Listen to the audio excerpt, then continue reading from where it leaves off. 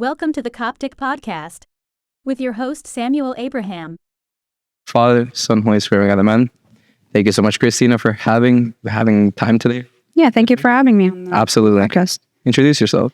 For those who don't know me, I'm Christina. I go to a small liberal arts school in Connecticut. I'm a neuroscience major on the pre-dental track, and ever since the pandemic, I've just had this really big love for iconography. Wonderful. What about icons you find so interesting, by the way? Before the pandemic, I never really understood much about iconography, and obviously everybody had like so much extra time on their hands. So I just started drawing on Procreate, tracing, and then when I started to get good at the tracing, I just wanted to know more because, again, like these were just pictures that I saw and they like didn't look realistic, because that's something about Coptic iconography that's so prominent, is the lack of realism. So I just wanted to delve more deeply, if that makes sense, or like go more deeper into the theology, the reasoning, and the art. And little by little, the more I knew, the more I wanted to know, which is kind of how it turned into somewhat of an obsession. And then I started to learn on my own, and yeah, the rest is history. So what differs? Because I know Protestants, to the best of my knowledge, they don't believe in icons. No, they don't. Yeah. So why is that?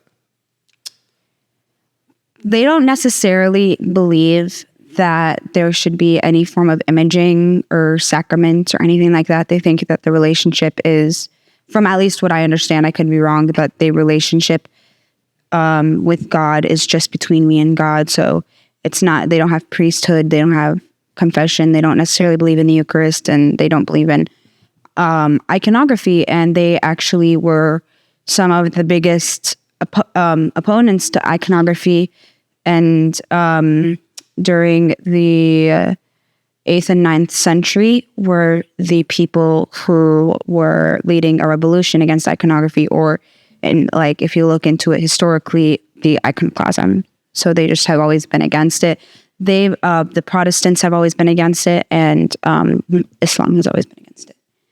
And I'm not saying anything against Protestantism or Islam, because if people choose to follow that religion, that's their choice, and of course I'm not bashing that.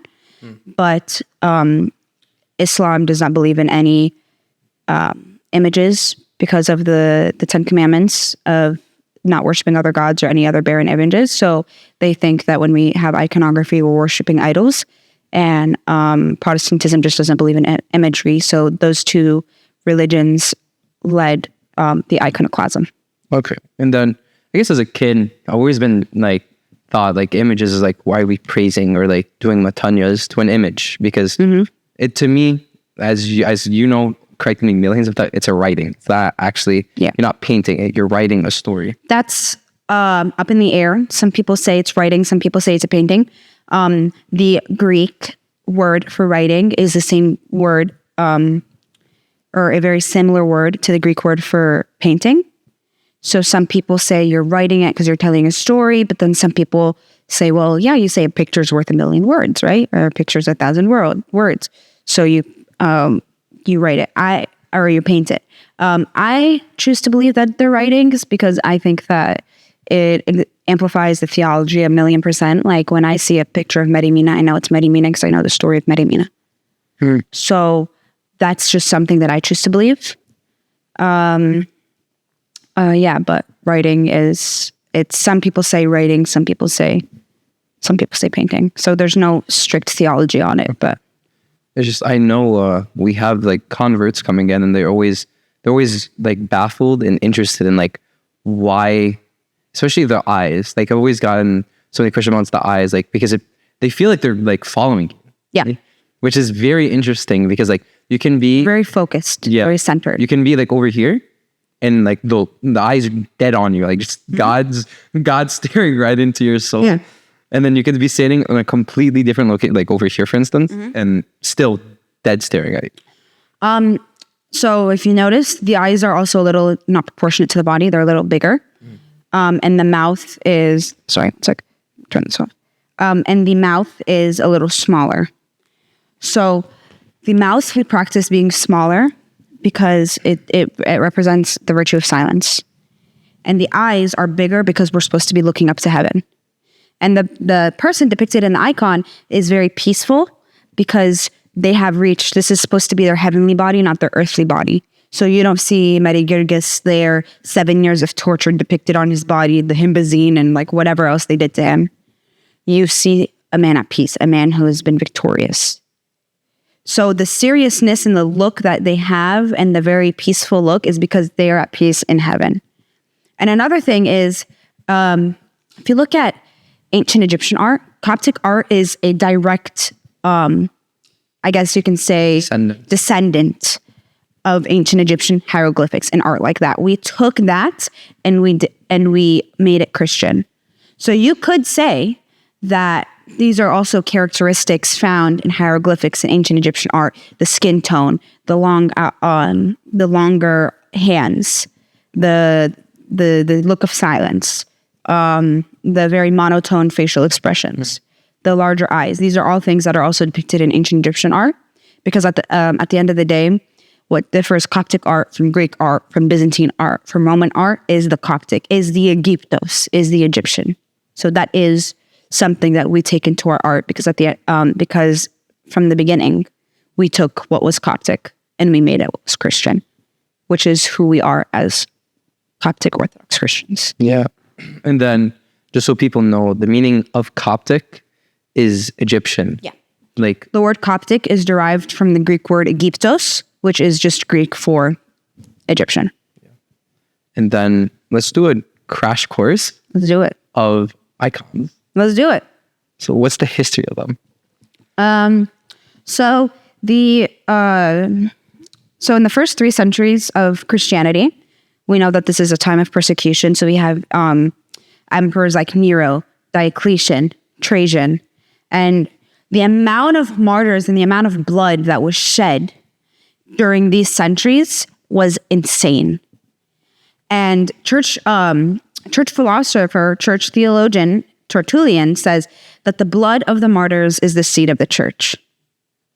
Now, we are the Coptic Church. We are the Church of the Martyrs. That is why the Coptic Church is very big on symbolism. When you walk into a Coptic church, what color is the carpet? Red, because our foundation of the church is the blood of the martyrs. When you look at the relics, what is the covering?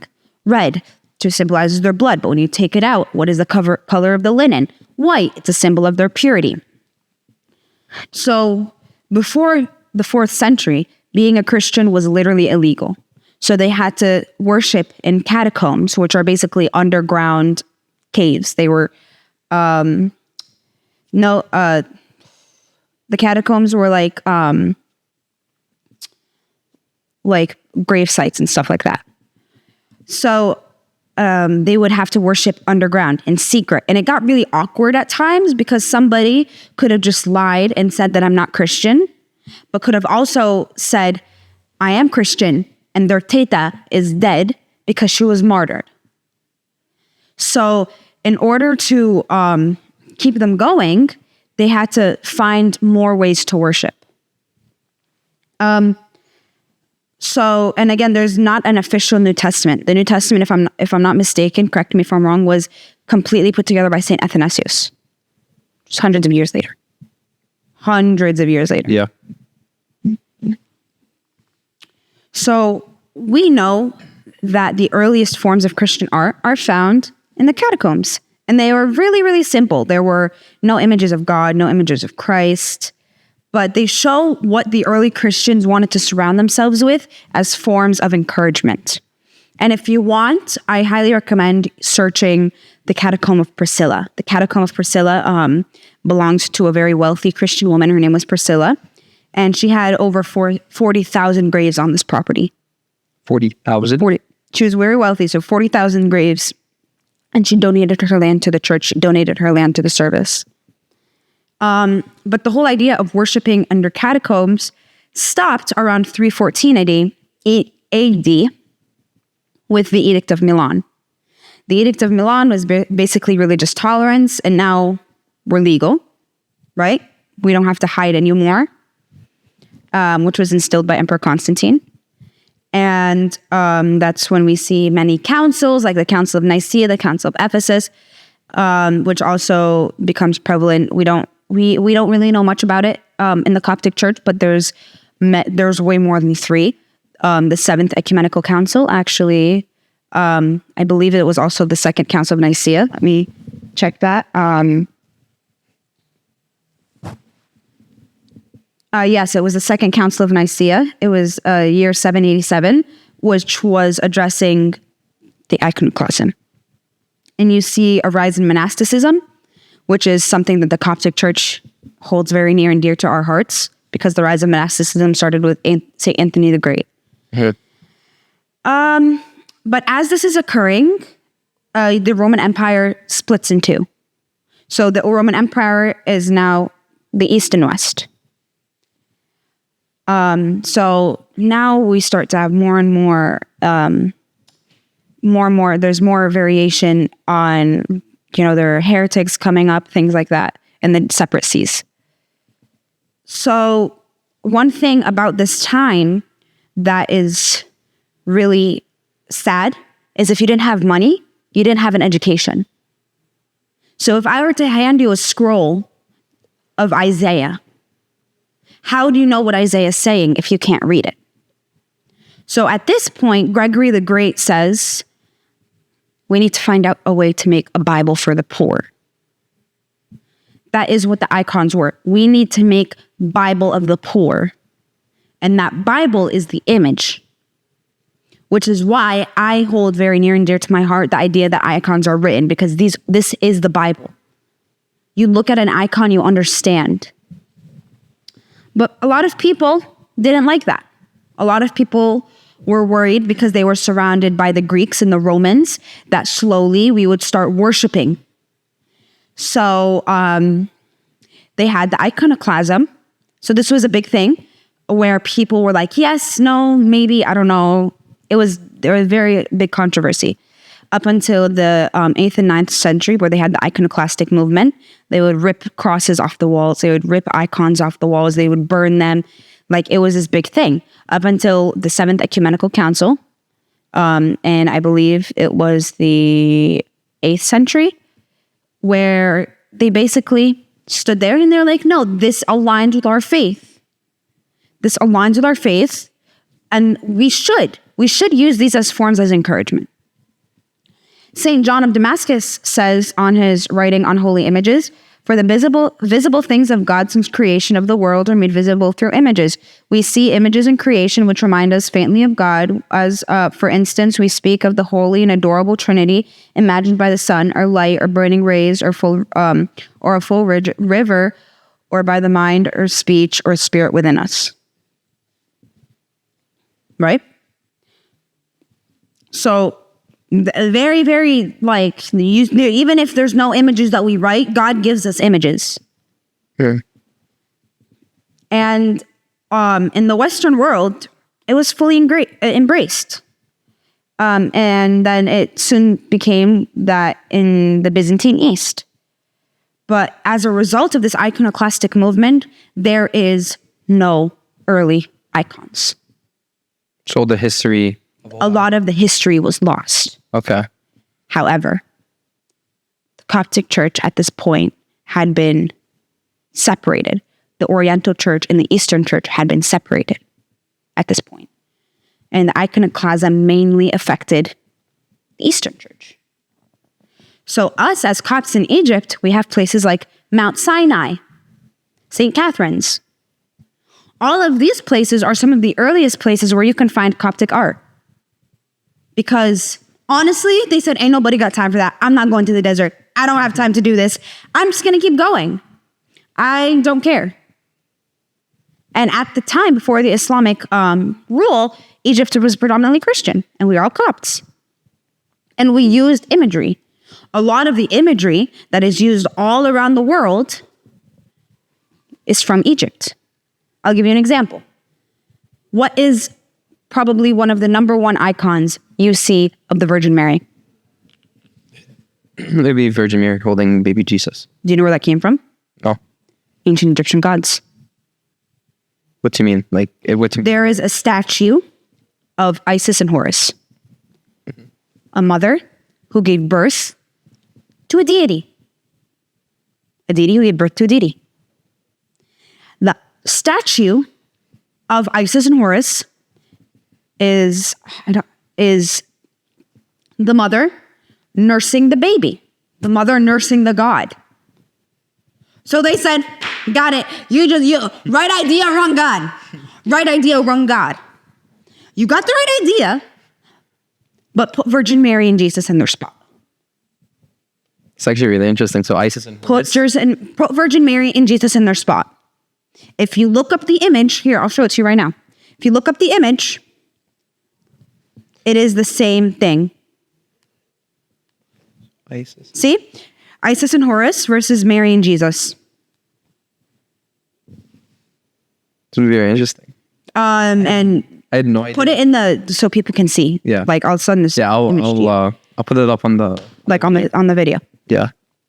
It's actually really cool. So Isis and Horus. Mm-hmm. So from the ancient Egyptians, we took inspiration from the ancient Egyptians, because one thing that the Coptic Church does so well, which I find to be, I'm so proud of, is we took so much things that were Coptic and we made it Orthodox. Golgotha, Eporo, icons.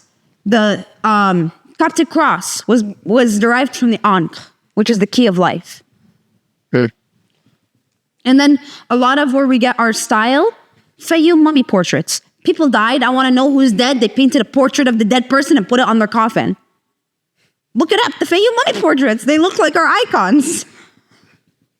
So, and similar to the Fayum mummy portraits, this is kind of where we start seeing more and more Coptic imagery. They look very Egyptian, very Syrian. Long eyes, or large eyes, long nose. And the thing with Coptic icons is most things have a meaning. I guess that's the most beautiful part. Everything. Most things have a meaning. Yeah. Almost everything. You want to talk symbolism? Number one icon that I think of symbolism is John the Baptist. Homeboy is beheaded, holding his head, but there's a head on his shoulders, and he has wings. I know I'm not a doctor yet, but I ain't never heard of anyone born with wings. I've asked many doctors. Break down the icon for us. Who else has wings in the Bible? Would be the seraphim and the cherubim. Which are? The holy archangel. Angels. What's the job of an angel? Go next to God. No. What's the job? What have angels done? In the Bible. Not thought. What did Archangel Gabriel do for St. Mary? Oh, they're announcer of good news. They're messengers. Yes. What was St. John the Baptist? Messenger. Wings. He's a messenger. What else? It's his spiritual body. So his head is still on his shoulders, but it shows what he went through. And the gold is usually to illuminate because they're in their illuminated body. And so if you look up Coptic iconography, you'll see it's pretty much the same color scheme, same geometric looks. But recently, Coptic iconography was revolutionized by Dr. Isaac Finus, who sadly he passed away in 2007. He said, scratch it, let's do it from the beginning. And he revolutionized it. So now all of the big iconographers now, Fadi Mikhail, Stefan Rene, Girgis Botur, they all were his apprentice. They all learned under Isaac. So what did Isaac do that was so revolutionary? He gave meaning to everything. And he revamped the style. So if you look up Isaac Finus, if you think Coptic icon and you look up Isaac Finus, you probably thought of his icon. $10, you thought of his icon. And they all look the same. That's because we're all made in the image and likeness of God. It doesn't matter if you're black, Asian, Hindu, your skin color might vary, but the way you look is the same. If you look at the icon of the Last Supper, other than the clothes and the hairlines, they all look the same. I honestly think that sometimes the way they do hairlines is hilarious. You want to know why St. Peter looks like he does? He was old, so they gave him a receding hairline in icons. St. John the Baptist was young, so he has no beard. St. Paul was old, receding hairline. Actually, I never paid that much. Yeah. Some Byzantine icons show him he doesn't have a receding hairline, but he has really white hair and his hair's curly. And there are rules for an iconographer, and there's a prayer for preparation. So, like, I'll give you an example. The prayer for preparation is, "O divine Lord of all that exists, enlighten and direct my soul and my heart and my spirit. Guide the hands of your unworthy servant that I may worthily and perfectly portray your icon that of your mother and all the saints, for the glory, joy, and adornment of your holy church. Forgive my sins and the sins of all those who venerate these icons and who kneel devoutly before them. Give them homage to those who they represent. Protect them from all counsel. This I ask through the intercession of your most holy mother and all your saints. Amen." There's a prayer for everything. There's a prayer for every service. Iconography is a service. And there are rules like, do not covet your brother's work. Pray for the prayers of the saints. Bring your icon to be blessed by putting it on the altar. And never forget the joy of spreading holy images. Those are just some examples. But why icons? I don't know if we said this, so I'll say it again. The word icon is derived from the Greek word ikon. The word ikona means image. And why is it a part of our worship? Icons teach us our history. They teach us our theology. They draw us near to the saints. I am a huge proponent of having an icon corner in your room, of praying in front of an icon. Because when you pray to a wall, it doesn't feel personal. But icons being our windows into heaven, being the things that may connect us to God, these things draw us closer to God, draw us near to the saints. And some people have the misconception that we worship icons. We never, ever worship icons. We venerate icons. We respect icons and the people in the icons, but we never worship icons. And this is an analogy I give. I'm going to use myself as an example. I am a college student on the pre-dental track. To become a dentist, I need to shadow a dentist. I need to speak to dentists. I need to see what they did to get to their path. So I use their experiences. I look at their life. I see what they did, how they got their grades, how they studied for their exams. I see how they got through dental school. I see how they did in residency. So I can reach my final destination. I'm a Christian. I look at the saints around me. I see how they struggled. I see their sins. I see their repentance. And I see how they achieved the final goal of perfecting themselves for Christ. I see, like St. Paul tells us, how they fought the good fight and how they finished the race. I guess that's so beautiful because that is such a big misconception that we're worshiping a picture. You want an even better example? God forbid, your best friend dies. Your grandmother passes away. And you keep her, you put baby Sim Sim and Teta as your background. Sometimes you look at it, sometimes you hold the picture. Are you saying all hail Teta? Or are you remembering her existence? You're remembering their existence. When you kiss the picture, are you saying, I worship Teta? You're remembering the existence. Worship is for God and God alone. Just because something calls us to the heavenly does not mean that we think that is endgame. I'll give you another example. And a very traditional, do you know anything about nautical terms? Boats? Nautical term, like knots, I know, like the So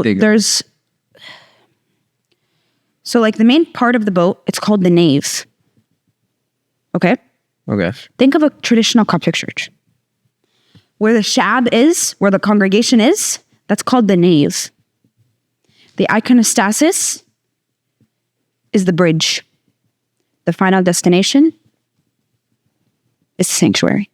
We are in the boat to pass the bridge to get to the final goal. I remember that stuck with me so hard. I listened to a talk by Fadi McHale, and he explained it. He was in SMSV in Canada, because he painted all the icons. He wrote all the icons up there. So he was giving a talk. You are in the nave.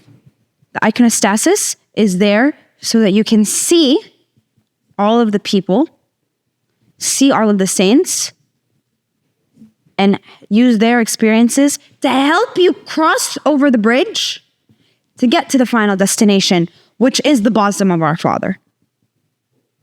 And we're all in this together. Christianity is not every man for himself. If it was every man for himself, we would have fallen apart years ago. Arius would have brought us down if it was every man for himself. Yeah, and then If it was every man for himself, Jesus wouldn't have surrounded himself with 12 people. It's not every man for himself. I guess that's a big misconception we always have, because we're always like, oh, don't just always worry about yourself.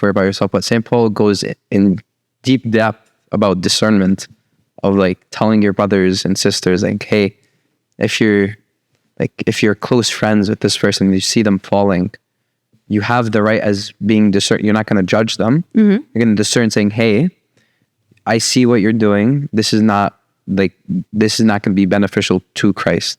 Yep. So I think that's so beautiful, because everything around you is to push you towards Christ. Like the boat analogy you just said, that's definitely going to stick with me. It's because we're in the nave, the bridge, and then the altar. Because that's why about our church, we always look towards the altar. Yeah. Because never, as Father Bishoy always told me, never have anybody ever get your eyes off of the altar, because that's the end goal. The end goal is for us to be in heaven. Yeah.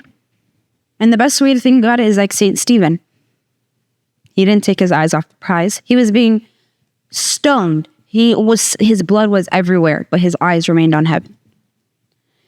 And some people, I think one of the 10 Commandments, I believe it's the second one, which is one of the issues that Islam has with imagery, is you shouldn't worship any images, right? Deuteronomy chapter 5, you shall not make for yourself a carved image, any likeness that is in heaven above, or in the earth beneath, or that is in the water under the earth. You shall not bow down to them, nor serve them. Okay. The bronze serpent, prefigure of the cross. That does not mean that there is no images. Because again, worship is for God and God alone. But the bronze serpent is a prefigure of the cross, the Ark of the Covenant. These are all images. These are all physical things that we use to bring us closer to God. We are not, the Ark of the Covenant is different from the bronze or the golden calf that they made in the wilderness. This does not equal this. The golden cherubim on the mercy seat is not the golden calf that the people of Israel melted all over their jewelry because they thought Moses was dead. They are not interchangeable. This is about worship. Iconography is a form of, I'm a neuroscience major. It's a catalyst.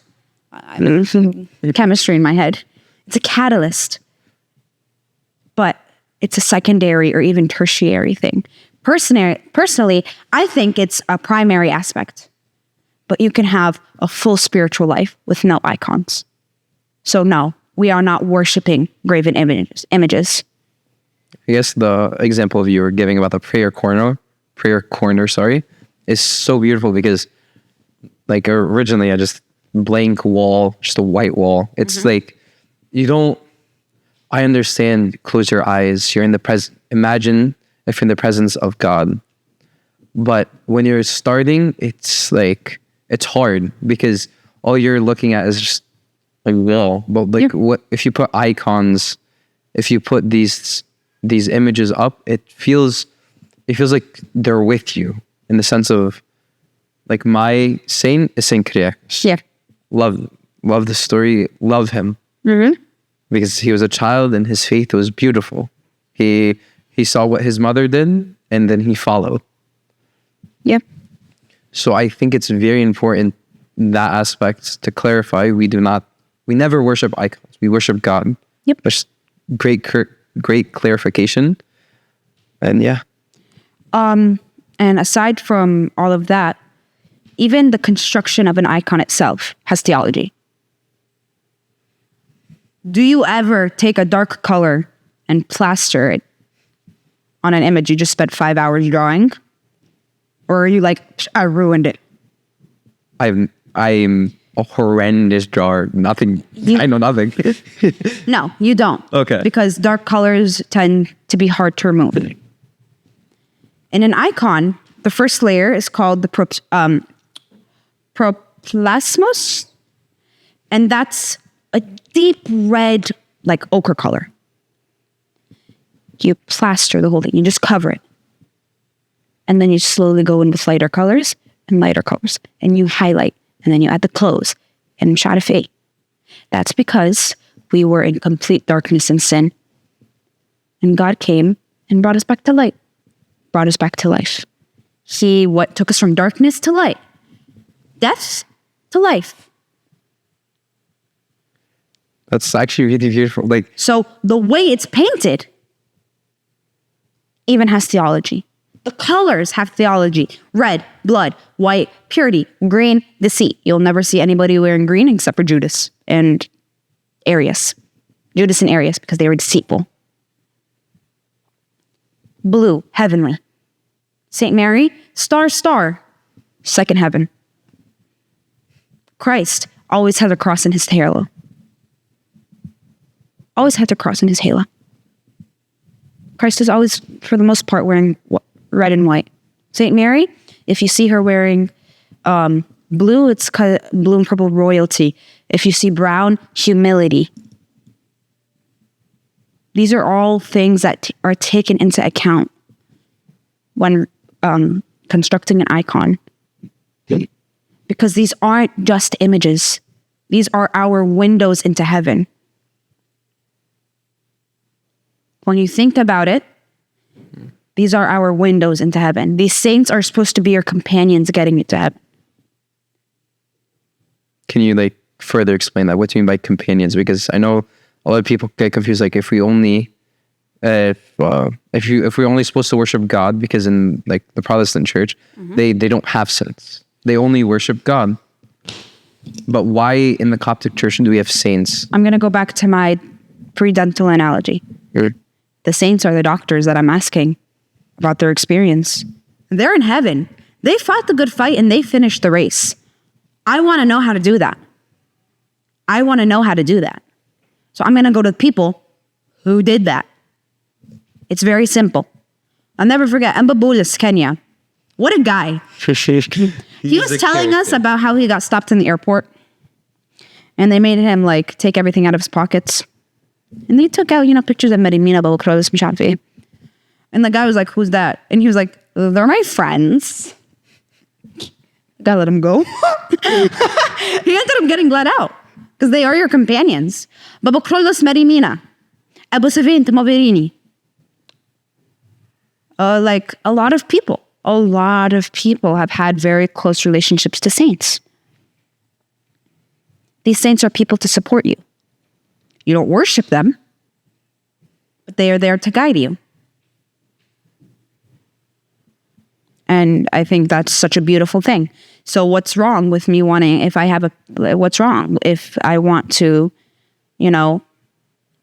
honor them? When I raise incense to them, I'm remembering their existence. It's different from offering a sacrifice, because the sacrifice has already been offered. That sacrifice was offered 2,000 years ago on the cross. We're not offering that to them. The incense and the matanyas are remembering them. It's not anything else.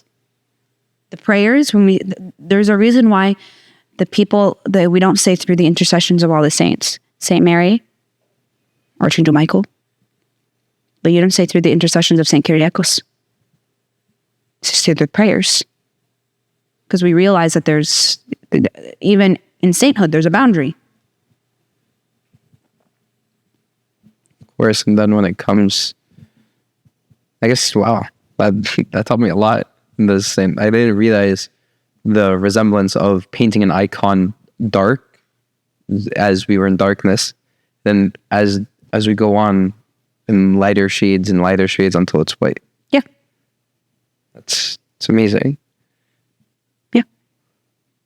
Awesome. There's a reason that I fell in love with it, because the more I dug, the more surprised I got. And the more surprised I got, the more I had to know. So now that I'm trying to learn iconography for myself to be able to construct on my own, I would say that I have come across iconographers who are helping me on my journey. I'm not going to say names, but these people are teaching me things that in my mind, I'm like, I'm mind blown. I am like so mind blown. Example. Yeah. I met Kiro Kalta a few months ago in Boston. His art is amazing. I love Kiro's art. He talked to, not to me, but like, the whole point of the spiritual day was constructing, what was the word? What's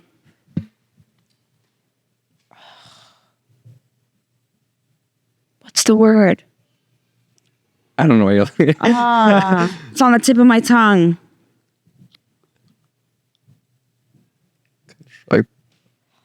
Like a theme. It's not the word he used.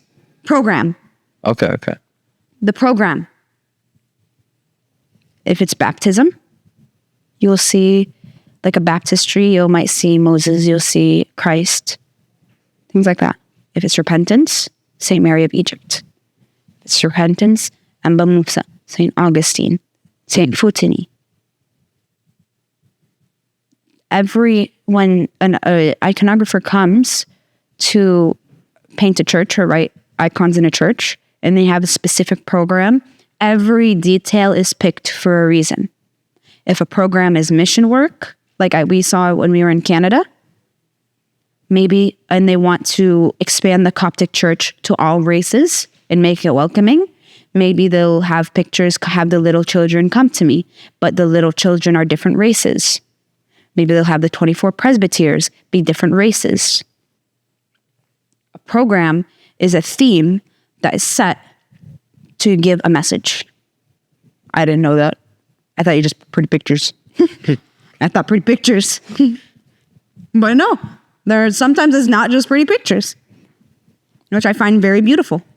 Of course. What else? What else did he teach you? He taught us how to construct the face of Christ. And just run us through, like, how will you construct the face of Christ? I usually go through Freddie Michael's. I have to look at the time lapse, but Freddie Michael has, if you guys want, I'll send Sam the link. There is a free UK Coptic icon video to construct the face of young Christ. They also have, for about $50-ish a year,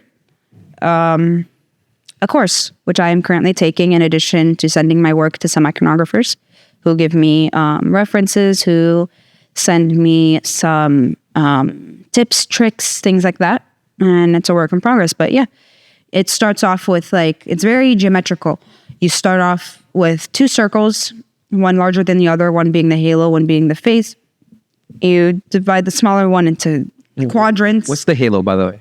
The halo is the yellow thing, the gold around. Okay.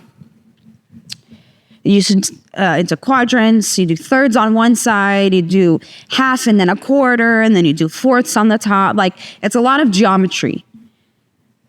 But when you get to it and you erase all the extra lines, really beautiful. Really beautiful. Wow. I will send you the link to the free video. Awesome. And I'll put in the bio as well. Yeah, sure. What's your Insta so if people want to follow you? Coptart. Coptart. At Coptart on Insta.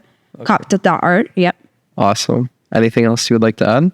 I would say don't be afraid to look more into iconography. I know it might just seem like images, but they're not. And I know that it might be daunting if you want to get into it, but I have absolutely no art background and I was able to get into it.